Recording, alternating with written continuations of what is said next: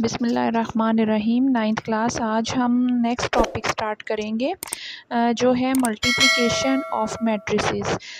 सबसे पहले हमने पिछली जो हमारी एक्सरसाइज थी उसमें हमने एडिशन और सब्ट्रैक्शन के बारे में पढ़ा था कि मैट्रिसेस को कैसे ऐड करते हैं, कैसे सब्ट्रैक्ट करते हैं। आज हम पढ़ेंगे कि मैट्रिसेस को मल्टीप्लाई कैसे करते हैं। ठीक है, तो मैट्रिक्स को मल्टीप्लाई करने का भी एक मेथड होता है। ठीक है, जिस तरह के ऐड करने का और सब्ट्रैक्ट करने का ये था कि अगर तो ऑर्डर इक्वल हैं दो मैट्रिक्स के तो ही वो ऐड हो सकते हैं और इसी सूरत में ही वो सब्ट्रैक्ट हो सकते हैं। इसी तरह से मल्टीप्लिकेशन ऑफ मैट्रिक्स में भी एक कंडीशन है, अगर वो फुलफ़िल हो तो फिर दो मैट्रिक्स जो हैं वो मल्टीप्लाई हो सकते हैं, अदरवाइज़ वो मल्टीप्लाई नहीं हो सकते।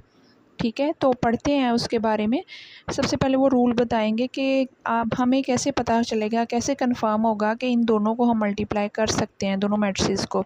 ठीक है, so two matrices A and B are conformable for multiplication giving product A B if the number of columns of A is equal to the number of rows of B. यानी A और B multiplication के लिए conformable तभी हो सकते हैं, यानी इनकी मल्टीप्लिकेशन तभी पॉसिबल हो सकती है अगर हम अगर ए और बी है, यानी पहला मैट्रिक्स ए है दूसरा बी है, तो पहले मैट्रिक्स जो ए है उसके नंबर ऑफ़ कॉलम्स जो हैं वो इक्वल हो नंबर ऑफ़ रोज़ के, यानी ए के कॉलम्स की तादाद बी के रोज़ की तादाद के इक्वल हो। ठीक है, अब देखिए ये हमारे पास ए मैट्रिक्स है।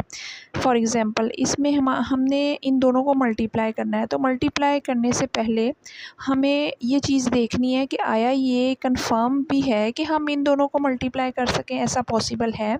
तो उसके लिए हम क्या देखेंगे, ये जो कॉलम है, अगर हम ये जो मैट्रिक्स है हमारे पास ए मैट्रिक्स, इसकी हमने कॉलम की तादाद काउंट करनी है। 1 कॉलम 2 कॉलम, इसके 2 कॉलम हैं, तो फिर जिसके साथ ये मल्टीप्लाई हो रहा है बी के साथ, उसकी रोज़ इसके कॉलम्स के इक्वल होनी चाहिए। इसकी रोज़ कितनी है 1 2, यानी number of columns here number of columns of A is equal to the number of rows of B. So A and B matrices are conformable for multiplication. So यहाँ तक तो हमें ये पता चल गया कि हम इन दोनों को मल्टीप्लाई कर भी सकते हैं कि नहीं कर सकते हैं, ऐसा पॉसिबल है कि नहीं।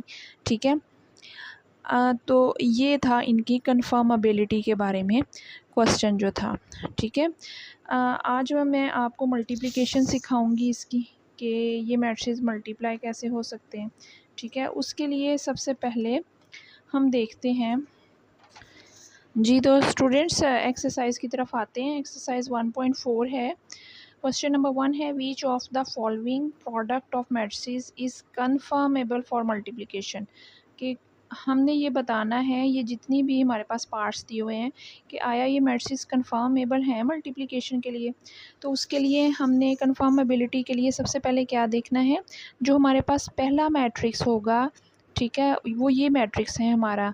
ठीक है, इसकी 2 रोज़ और 2 कॉलम्स हैं, और दूसरा जिसके साथ ये मल्टीप्लाई हो रहा है वो एक ऐसा मैट्रिक्स है जिसमें 2 रोज़ और 1 कॉलम है। अब हम कन्फर्मेबिलिटी का जब क्वेश्चन आ जाए तो हमने देखना है नंबर ऑफ़ रोज़, बल्कि पहले का कॉलम देखने हैं, नंबर ऑफ़ कॉलम्स पहले वाले मैट्रिक्स की इन फर्स्ट मैट्रिक्स। वो क्या है हमारे पास, कितने कॉलम है 1 2, यहाँ पे लिख दें 2।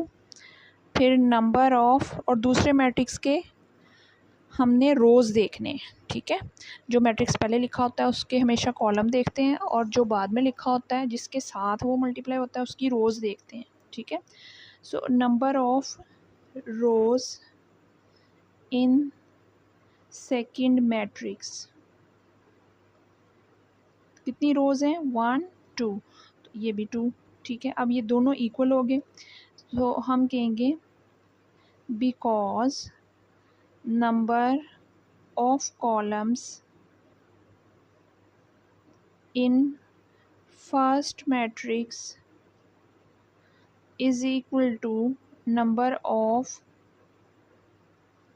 rows in second matrix hence both matrices are confirmable for multiplication।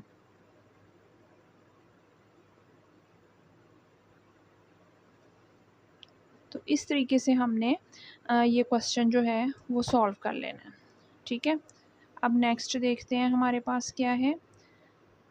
दो मैट्रिसेस हैं, सबसे पहले हम काउंट कर लेते हैं number of columns in first matrix.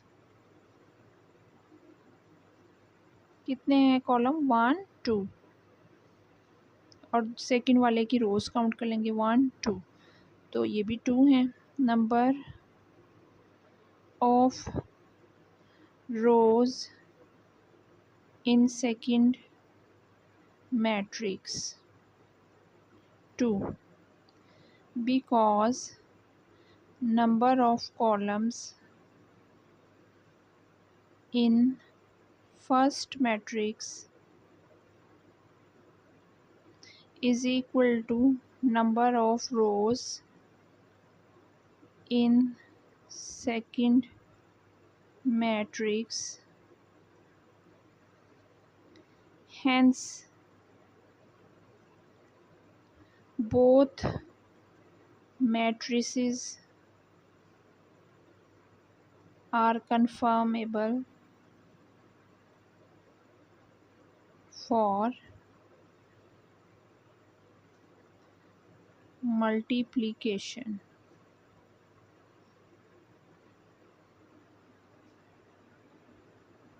ये स्टूडेंट्स थर्ड पार्ट है।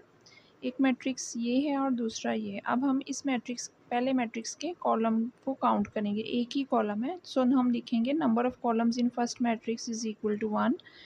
दूसरे मैट्रिक्स में देखें रोज़ कितनी है, 2। Number of rows in second matrix is equal to 2, because number of columns in first matrix is not equal to number of rows in second matrix. अब दोनों की तादाद इक्वल नहीं है। ठीक है, तो फिर हम नॉट इक्वल, इक्वल का साइन लगा के ऐसे कट लगा देंगे कि ये नॉट इक्वल है, hence both matrices are not conformable for multiplication. So फिर इनकी जो मल्टीप्लिकेशन है वो हम नहीं कर सकते। ठीक है, पॉसिबल नहीं है। ठीक है, अच्छा जी, नेक्स्ट पे है पार्ट नंबर 4। इसमें एक मैट्रिक्स ये है, दूसरा ये है। अब पहले मैट्रिक्स के कॉलम काउंट करें। Number of columns in first matrix 1 2 2।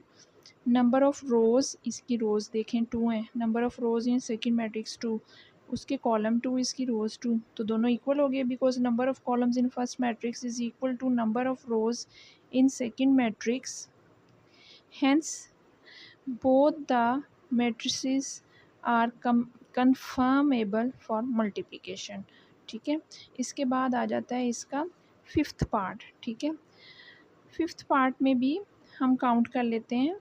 एक मैट्रिक्स ये है, दूसरा ये है। ठीक है, number of columns in first matrix कितने हैं, 1 2 3, 3 हैं। और number of rows in second matrix, second की रोज़ काउंट करते हैं 1 2 3, तो ये भी दोनों इक्वल हैं। सो हम लिखेंगे because number of columns in first matrix is equal to number of rows in second matrix, hence both matrices are conformable for multiplication. ठीक है, तो ये हमारे 5 पार्ट्स थे। अब हम नेक्स्ट जो सेकंड क्वेश्चन है वो स्टार्ट करते हैं। सेकंड क्वेश्चन में है इफ़ ए मैट्रिक्स है। ठीक है, फर्स्ट कॉलम 3 -1, सेकंड कॉलम 0 2, और बी का एक ही कॉलम है 6 5। फाइंड, यहाँ पे दो हमें पार्ट दिए हैं, A B. Number 2, B A if possible. ठीक है, तो ए बी में उन्होंने कोई कंडीशन नहीं लगाई, उन्होंने कहा जस्ट फाइंड कर दें ए बी। ठीक है, तो हम यहाँ पे ए बी लिखते हैं। फर्स्ट पार्ट यहाँ पे ए बी, ए मैट्रिक्स लिख लेते हैं और बी मैट्रिक्स लिख लेते हैं। अब मल्टीप्लाई करने से पहले कंफर्म कर लें ये हो भी सकते हैं मल्टीप्लाई कि नहीं। ठीक है, तो फिर क्या करेंगे, ए की हम कॉलम काउंट करेंगे और बी की हम रोज़ काउंट करेंगे, और ये दोनों इक्वल होनी चाहिए। ए के कॉलम बी की रोज़ के इक्वल होने चाहिए। तो ए के कितने कॉलम हैं, 1 2, ये 2 हैं, और इसकी कितनी रोज़ हैं, 2। देखिए ये मैंने आपको समझाने के लिए लिखा है ताकि आपको याद रहे। तो इट मीन्स के फर्स्ट मैट्रिक्स जो ए है उसके कॉलम्स की तादाद जिसके साथ वो मल्टीप्लाई हो रहा है उसकी रोज़ की तादाद के बराबर है, तो हम इसे मल्टीप्लाई कर सकते हैं। ठीक है, तो यहाँ पे मल्टीप्लाई करें। अच्छा, अब मल्टीप्लाई करने का प्रोसीजर क्या है? ठीक है, तो मल्टीप्लाई करने का प्रोसीजर मैं आपको ज़रा अलग से समझाती हूँ। ठीक है, देखिए मल्टीप्लिकेशन ऑफ मैट्रिसेस किस तरह से की जाती है। सपोज़ कर लें आपके पास एक मैट्रिक्स ए है 3 2 1 2, ठीक है, और दूसरा मैट्रिक्स आपके पास है 2 1 1 0, ठीक है। अब इसमें हमने कॉलम देखे, इसके 2 हैं, इसकी रोज़ 2 हैं, तो हम इनको प्रोडक्ट बना सकते हैं, यानी इनका मल्टीप्लाई हो सकता है। अब मल्टीप्लाई करने का प्रोसीजर क्या है? ठीक है, प्रोसीजर देखें स्टूडेंट्स के प्रोसीजर क्या होता है। 3 2 1 2 इंटू 2 1 कि हम मल्टीप्लाई करते कैसे हैं, ये तो देख लिया भाई, उसकी कॉलम और उसकी रोज़ बराबर हैं। अब मल्टीप्लाई इस तरह नहीं हो जाता सीधा सीधा जैसे होता है, नहीं ऐसे नहीं होता। जो हमारा पहला मैट्रिक्स होता है उसकी रो को हम पहले कॉलम के साथ मल्टीप्लाई करते हैं तो पहली एंट्री बनती है। ठीक है, ये कैसे होता है? ठीक है, अगर तो यहाँ पे हमारे पास फर्स्ट रो फर्स्ट कॉलम से मल्टीप्लाई होगी, ठीक है, तो फिर एक एंट्री बनेगी। फिर फर्स्ट रो जो है अगर सेकंड कॉलम है तो वो सेकंड कॉलम से मल्टीप्लाई हो जाएगी। फिर सेकंड रो फर्स्ट कॉलम से मल्टीप्लाई होगी और फिर सेकंड रो सेकंड कॉलम से। इस तरह ये होता है प्रोसीजर। ठीक है, मतलब याद दहानी के लिए इतना कर लें कि जब हमने मल्टीप्लाई करना है ना तो यूँ डिजिट 7 बनता है, ये इस तरह से। ठीक है, कि यूँ करना है हमने इस डायरेक्शन में मल्टीप्लाई, ऐसे ये रो को ज़ाहिर कर रहा है, ये कॉलम को, यानी इस पहले मैट्रिक्स की रो अगले मैट्रिक्स के कॉलम से मल्टीप्लाई होगी तब एक एंट्री बनेगी। ठीक है, और अगर दूसरे मैट्रिक्स का दूसरा कॉलम है तो पहली रो फिर डिस्टेंस छोड़ के दूसरे कॉलम से पहले मल्टीप्लाई हो जाएगी। ठीक है, इस तरह अगर पहले मैट्रिक्स की दूसरी रो भी मौजूद है तो फिर वही प्रोसीजर शुरू हो जाएगा, दूसरी row multiplied by first column, second row multiplied by second column. ठीक है, इस तरह से। तो ये चीज़ आपने याद रखनी है, ये इसका प्रोसीजर है। इसको अप्लाई करते हुए अब हम ये जो है इसको मल्टीप्लाई करेंगे। ठीक है, अब ये ऐसे एरो लगा लिया करें ताकि आपको पता हो। 7 का याद रखना है आपने, 3 multiplied by 6 plus 0 multiplied by 5। ठीक है, सेंटर में प्लस का साइन होगा। एंट्रीज़ जितनी मर्ज़ी हों पूरी रो की, और वो अपने जो एंट्रीज़ हैं वो ये नहीं है कि एक एंट्री बस इन दोनों से मल्टीप्लाई होगी, नहीं। फर्स्ट रो की फर्स्ट एंट्री जो है वो फर्स्ट कॉलम की फर्स्ट एंट्री से मल्टीप्लाई होगी। ठीक है, दूसरी एंट्री दूसरी से, ऐसा नहीं है कि ये दोनों एंट्रियाँ एक ही एंट्री से मल्टीप्लाई नहीं होती। हर एंट्री के लिए नया हमने दूसरे मैट्रिक्स की नई एंट्री होगी। ठीक है, अब कोरेस्पॉन्डिंग एंट्रीज़ होंगी। ठीक है, नंबर 1 एंट्री के लिए इधर नंबर 1 एंट्री, नंबर 2 एंट्री के लिए इधर नंबर 2 एंट्री मल्टीप्लाई होगी। ये चीज़ बहुत ध्यान से आपने याद रखनी है। ठीक है, अच्छा फिर अब यहाँ पे दूसरी रो है, जब दूसरी रो से मल्टीप्लाई करना है तो दूसरी रो कि ये पहली एंट्री है, ये पहली एंट्री से मल्टीप्लाई होगी, दूसरी एंट्री दूसरी से मल्टीप्लाई होगी। बस ये अरेंजमेंट आपने याद रखनी है तो मल्टीप्लिकेशन बहुत इजी होगी। ठीक है, डायरेक्ट मल्टीप्लाई नहीं कर देना, वो रॉन्ग है। ठीक है, इसमें हम प्रोसीजर जो है मल्टीप्लिकेशन का वो ये है। ओके, अच्छा जी, अब हम इसको देखते हैं मल्टीप्लाई करने के बाद ये क्या बनता है। 18 प्लस 0, अब साइंस भी मल्टीप्लाई होंगे ना आपस में, उसको भी याद रखना है साइंस को। प्लस 10 तो 18 4। ठीक है स्टूडेंट्स, अच्छा सेकंड पार्ट जो है वो उन्होंने पूछा है इफ़ पॉसिबल। ठीक है, इसका मतलब है इसको पहले देखना पड़ेगा। अब पहले ए पहले था बी बाद में, अब बी पहले आ गया तो हम यहाँ पे लिखते हैं बी ए। अब बी मैट्रिक्स जो है वो लिख लेते हैं हम। ठीक है, बी मैट्रिक्स है हमारे पास 6 5। कॉलम वाइज ना, और साथ में है ए मैट्रिक्स। अभी इसके साथ हम ए मैट्रिक्स लिख लेते हैं। सो ए मैट्रिक्स है हमारे पास 3 -1 0 2। अब देखिएगा स्टूडेंट्स, वही मैट्रिसेस हैं जो यहाँ पे दिए हुए हैं। पहले ए था, ए बी से मल्टीप्लाई हो रहा था, अब बी पहले वो ए से मल्टीप्लाई होगा। तो उन्होंने कहा इफ़ पॉसिबल, इफ़ पॉसिबल, तो उसके लिए हमने देखना है कि आया ये मल्टीप्लाई हो भी सकता है, कन्फर्मेबल है या नहीं। ठीक है, उसके लिए देखें इसके कॉलम कितने, ठीक है, वो हम लिखेंगे नंबर ऑफ कॉलम्स इन, जो पहले लिखा हुआ है, ये नहीं देखना कि ए जहाँ हो, नहीं, जो पहले लिखा हुआ है, पहले बी लिखा हुआ है, इन बी कितने कॉलम है 1। तो नंबर ऑफ रोज़, अब नंबर ऑफ़ रोज़ देखनी है हमने ए की कितनी रोज़ हैं, ए की रोज़ हैं 2। ओके, ये तो दोनों इक्वल नहीं है, ठीक है। तो यहाँ पे लिखें because number of columns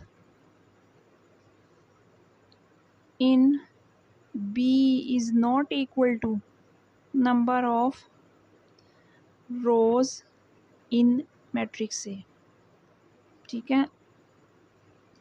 hence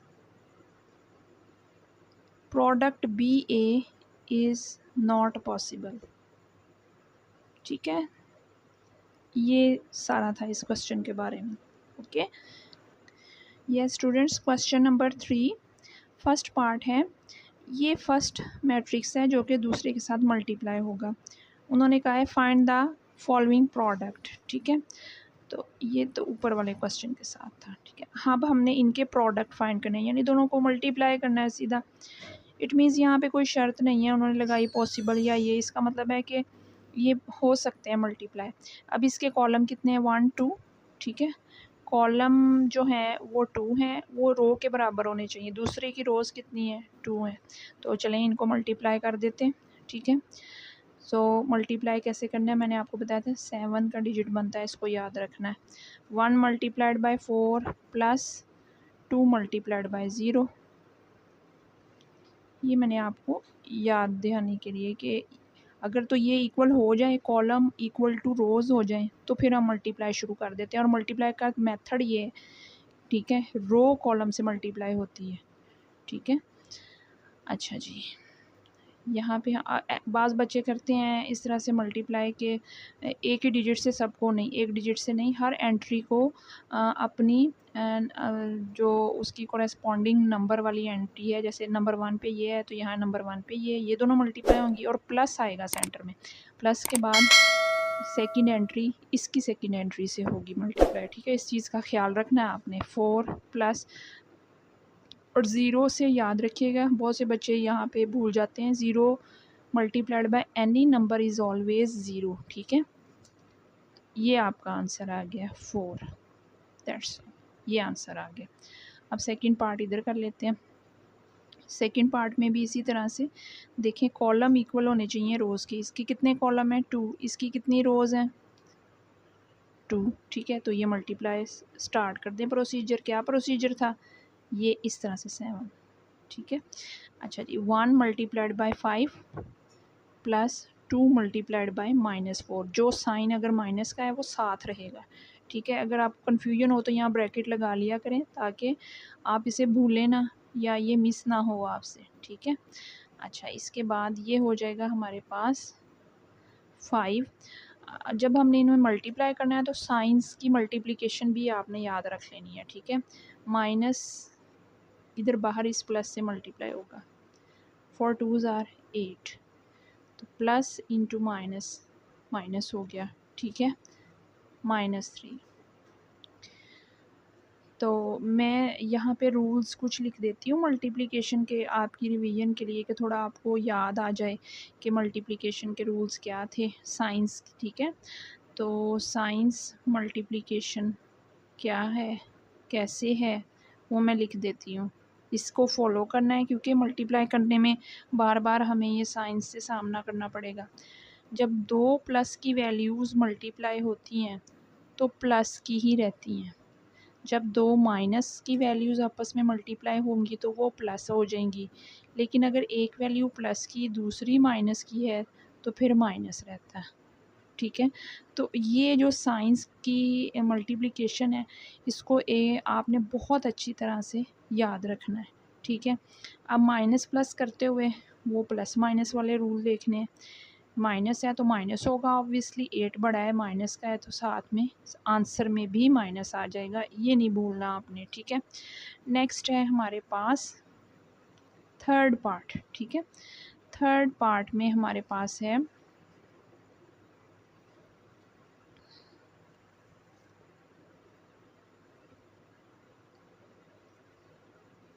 third part ji, column 2 rose 2 multiply कर दें -3, फर्स्ट एंट्री से प्लस के बाद अगली एंट्रीज आपस में मल्टीप्लाई होंगी। -12 + 0 इज़ इक्वल टू -12। ये आपका आंसर आ गया है, ये आपका पिछला आंसर था। अब इसको भी मल्टीप्लाई कर दें। ठीक है, आगे जाइए कैसे मल्टीप्लाई होगा देखिए। 6, इसमें 2 कॉलम है और 2 रोज़ हैं, मल्टीप्लाई करते हैं। 6 मल्टीप्लाइड बाय 4 प्लस के बाद 0 मल्टीप्लाइड बाय 0, ये हो जाएगा 24 + 0। आपको पता है ज़ीरो किसी में भी प्लस हो तो कोई भी इफेक्ट नहीं करता। ठीक है, जो भी ज़ीरो में ऐड हो रहा होता है वही आंसर आता है। ज़ीरो में 24 ऐड हो रहा था तो 24 ही आंसर आ गया। ओके स्टूडेंट्स, फिफ्थ पार्ट है हमारे पास। इसमें देखें कॉलम इक्वल होने चाहिए रोज़ के। देख लें कितने कॉलम हैं 2, कितनी रोज़ हैं 2। ठीक है, तो ये मल्टीप्लाई कर देना है आपने, बस तादाद कॉलम्स की और रोज़ की देखनी है आपने। अब इनको मल्टीप्लाई करते हैं, मल्टीप्लाई का प्रोसीजर। ठीक है, याद रखिएगा ऐसे 7। अच्छा जी, 1 मल्टीप्लाइड बाय 4।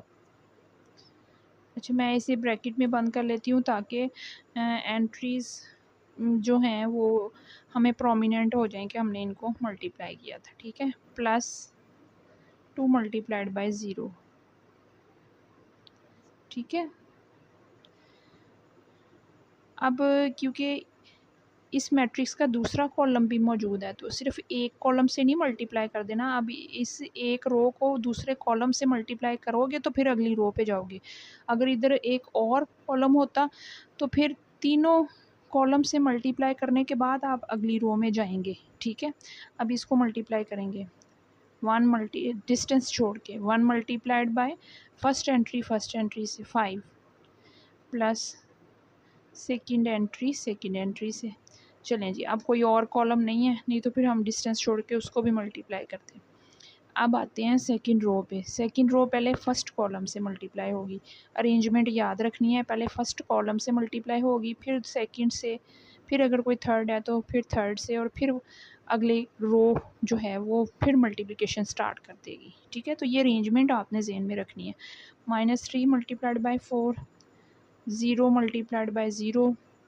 अब ये रो जो है वो इस कॉलम के साथ आएगी। -3 मल्टीप्लाइड बाय 5 प्लस, मल्टीप्लाई करने के बाद प्लस ज़रूर आएगा बाद में। ठीक है, इस चीज़ को याद रखना है आपने।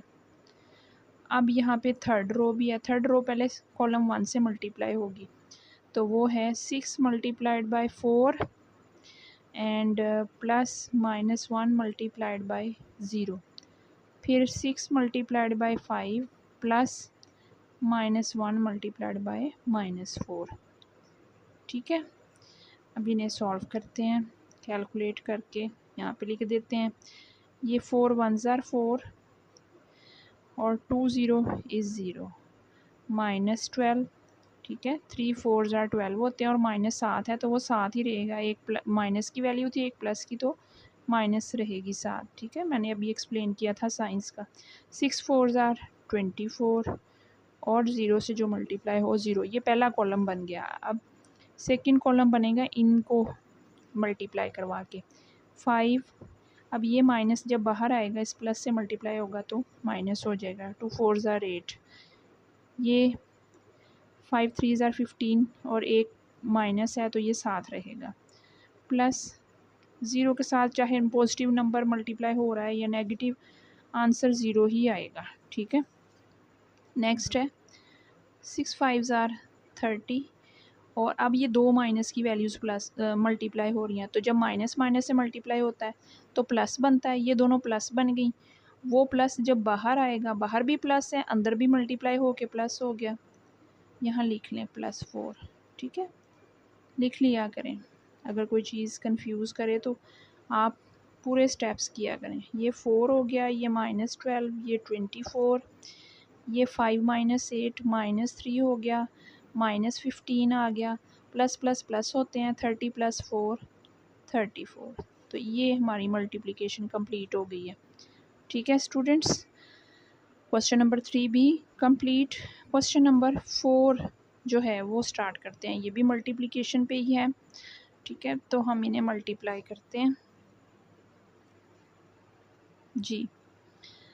इसमें 2 कॉलम और 2 रोज़, तो मल्टीप्लिकेशन हो सकती है, हम मल्टीप्लाई करेंगे इस तरह से। स्टार्ट करते हैं, फर्स्ट रो पहले फर्स्ट कॉलम से मल्टीप्लाई होगी, 2 × 2 प्लस के बाद 3 × 3 हो जाएगा ये एंट्रीज। ठीक है, अब फर्स्ट रो को सेकंड कॉलम से भी मल्टीप्लाई करें। ठीक है, तो 2 × -1 प्लस सेकंड एंट्री 3, इधर सेकंड एंट्री 0। ठीक है, ये अब इसको थोड़ा और बड़ा कर लें क्योंकि 3 रोज़ हैं। 1 × 2 ये वाली रो। ठीक है, प्लस के बाद सेकंड एंट्री से, अब इधर आ जाएं सेकंड कॉलम पे, 1 × -1 प्लस 1 × 0। अब यहाँ आ जाएं 0 × 2, अभी ये भी इससे मल्टीप्लाई होगी, प्लस -2 × 3, फिर 0 × -1 प्लस -2 × 0। ठीक है, अब इन सारी एंट्रीज़ को कैलकुलेट कर लेते हैं। 2 2s are 4 plus 3 3s are 9, 2 1s are 2, 3 1s are 3, 0 plus -2 3s are 6। अभी मैंने नहीं किया डायरेक्ट।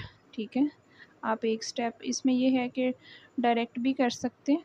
ठीक है, -2 प्लस 0 -1 प्लस 0 और 0 प्लस 0।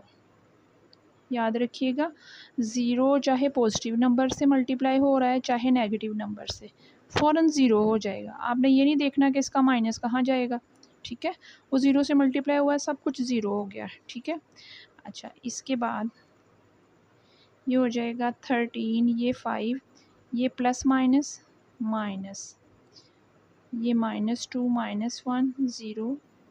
तो अब इसको फाइनली करके लिख देते हैं 13, ये मैंने डिटेल में कर दिया ताकि आपकी कोई कन्फ्यूजन हो माइंड में तो वो निकल जाए। ठीक है, -2 -1 0, दैट्स ऑल, ये आपका आंसर है। ठीक है, नेक्स्ट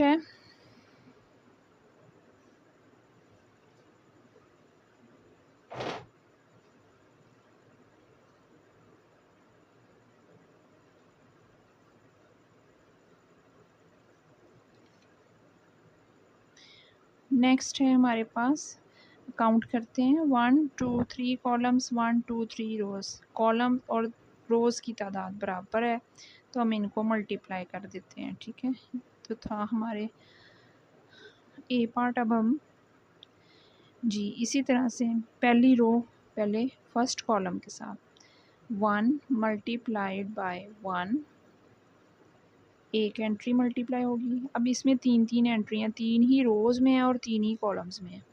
दूसरी एंट्री कॉलम की दूसरी एंट्री से मल्टीप्लाई, प्लस थर्ड एंट्री से। ये एक रो और कॉलम की मल्टीप्लिकेशन कंप्लीट होगी।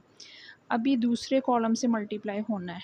ठीक है, तो जब एक रो बारी बारी बहुत सारे कॉलम से मल्टीप्लाई होती है तो वो गैप के बाद नई एंट्रीज़ बनाती जाती है। जैसे ये देखें, अगर पहली रो एक कॉलम से मल्टीप्लाई हो रही है तो एक एंट्री बनेगी मल्टी प्रोडक्ट के बाद।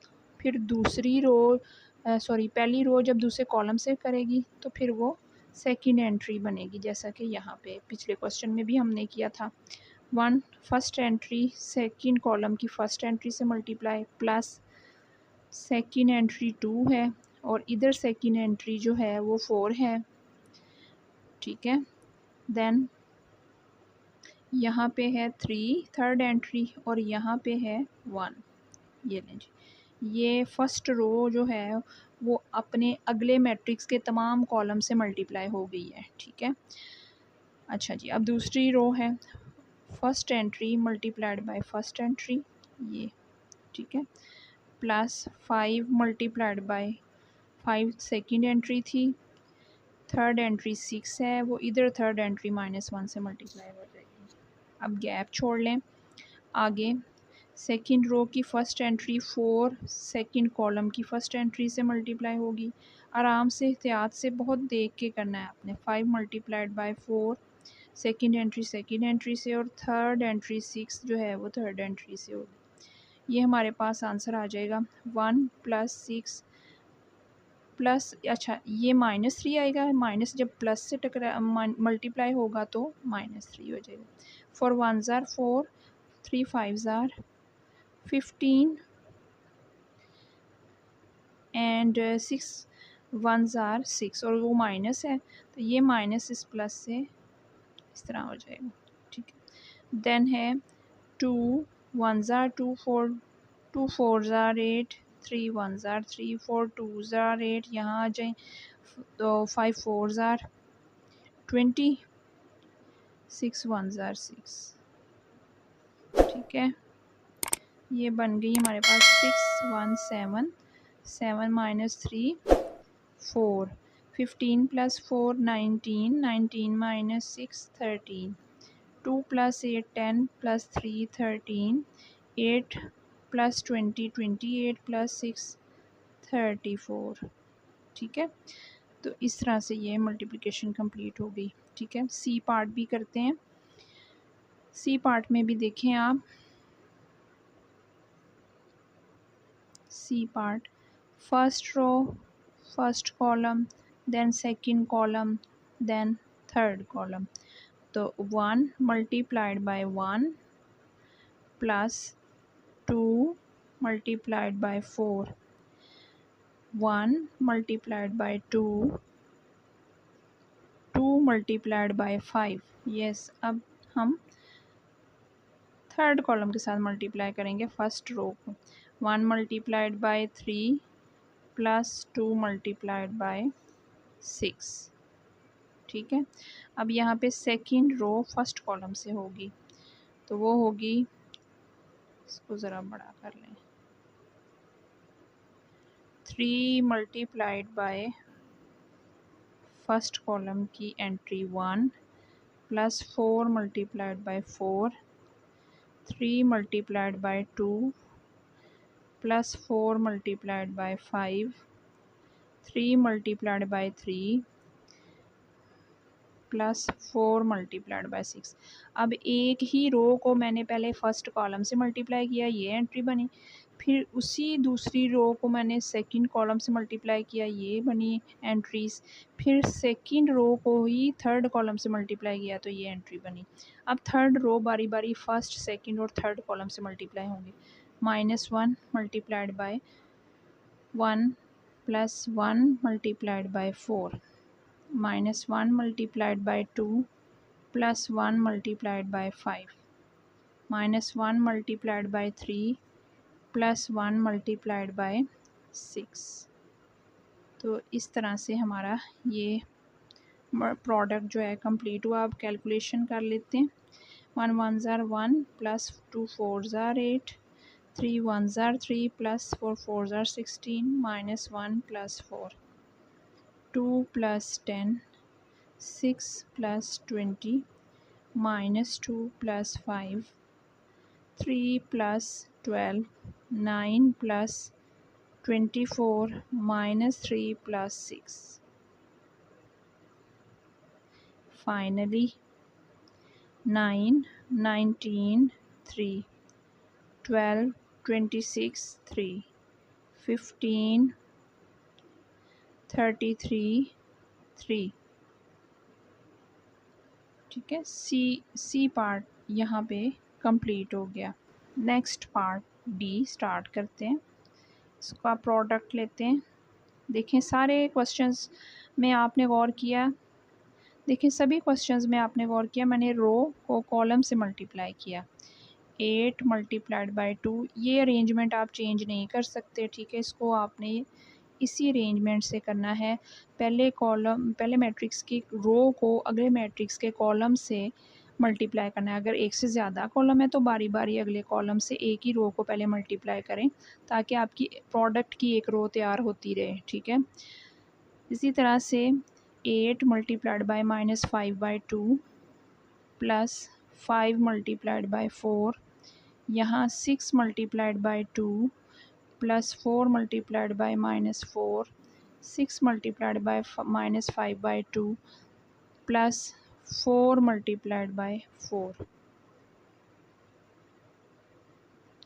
8 2s are 16, ये minus plus -20, 6 2s are 12, minus plus -16। इधर आ जाएं। अब ये क्योंकि होल नंबर है और ये फ्रैक्शन से मल्टीप्लाई हो रहा है, तो देखना इस फ्रैक्शन का डिनोमिनेटर अगर तो कैंसिल कर रहा है, ठीक है, इस होल नंबर को तो कैंसिल कर दें आप। 2 4s are 8। अब 4 जो है ये भी न्यूमरेटर है, ये भी न्यूमरेटर है, तो ये दोनों आपस में मल्टीप्लाई होके -20 प्लस 20, ये भी कैंसिल हो जाएगा 3 पे, तो -15 प्लस 16। फाइनली हमारे पास इसका आंसर क्या बनेगा, -4।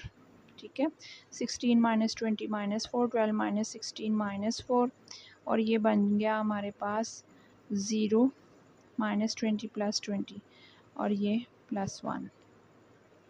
ठीक है, नेक्स्ट है लास्ट पार्ट, इसमें भी हमने इसको मल्टीप्लाई करना है। ठीक है, इस तरह से। तो प्रोडक्ट स्टार्ट करते हैं। -1 मल्टीप्लाइड बाई 0 प्लस अगली एंट्री 2 मल्टीप्लाइड बाई 0। अब अगले कॉलम से है, यही रो अगले कॉलम से है, तो यहाँ पे भी प्रोडक्ट की एक रो बनती जाएगी। -1 मल्टीप्लाइड बाई 0, हर एंट्री ही 0 है। 2 multiplied by 0, 1 multiplied by 0। Zero का कॉन्सेप्ट क्लियर कर लें कि कुछ भी ज़ीरो से मल्टीप्लाई हो जाए तो आंसर 0 ही आएगा। ठीक है, ये देखें, 0 plus 0, 0 plus 0, 0 plus 0, 0 plus 0, null matrix answer आ गया। ठीक है, तो हमारे 4 क्वेश्चंस आज कंप्लीट हो गए हैं। ठीक है, अच्छी तरह से प्रैक्टिस कीजिएगा। माइनस के जो साइंस के रूल्स मैंने लिखे हैं मल्टीप्लाई के, उसको अच्छी तरह ज़हन में रखिएगा। ठीक है, और मल्टीप्लाई हो सकते हैं या नहीं, पहले ये देखना होता है मैट्रिक्स को कन्फर्मेबल कैसे है। ठीक है, कन्फर्मेबिलिटी के लिए सबसे पहले जो मैट्रिक्स लिखा है उसके कॉलम की तादाद जो है वो बाद वाले मैट्रिक्स के रोज़ की तादाद के बराबर होनी चाहिए, तो तभी आप मल्टीप्लाई शुरू कर सकते हैं। और मल्टीप्लाई शुरू करने का प्रोसीजर मैंने आपको बताया कि जो पहला मैट्रिक्स है उसकी रो उठानी है पहली, उसको बारी बारी अगले मैट्रिक्स के कॉलम्स के साथ मल्टीप्लाई करते जाना है। और जब एंट्रीज़ को आपस में मल्टीप्लाई करना है, एक रो की एंट्रीज़ को जब कॉलम की एंट्रीज़ के साथ मल्टीप्लाई करना है, तो आपने हर एंट्री को मल्टीप्लाई करने के बाद सेंटर में प्लस का साइन लगाना है। ठीक है, और अगर आप किसी रो को किसी नए कॉलम से मल्टीप्लाई कर रहे हैं तो फिर कोई साइन नहीं आना, गैप दे के फिर आपने मल्टीप्लिकेशन स्टार्ट करनी है एंट्रीज़ की, और प्लस का साइन एंट्रीज़ के सेंटर में लगाना है जो आपस में मल्टीप्लाई होती हैं रोज़ और कॉलम्स की। Okay, keep it in mind, that's all.